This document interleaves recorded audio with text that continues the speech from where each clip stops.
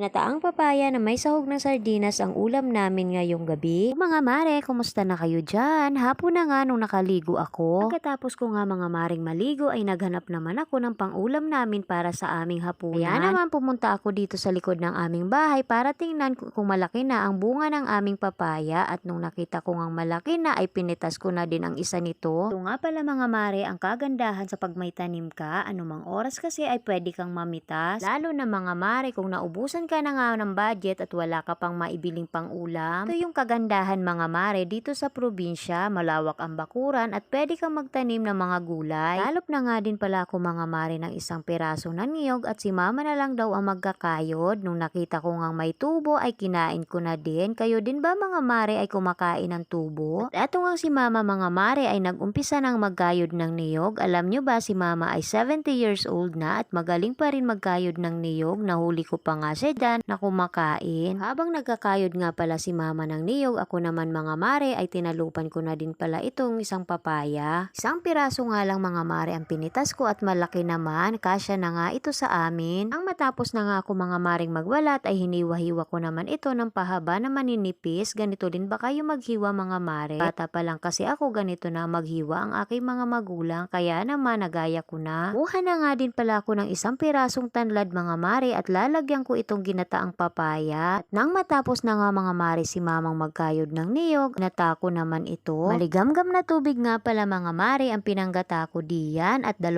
beses ko din siya pipigain. Mahilig nga pala talaga ako mga mare sa gata at gawa ng Bicolana ako. Nang matapos na nga ako mga maring maggata, ito naman ay bibigay ko sa aming mga manok.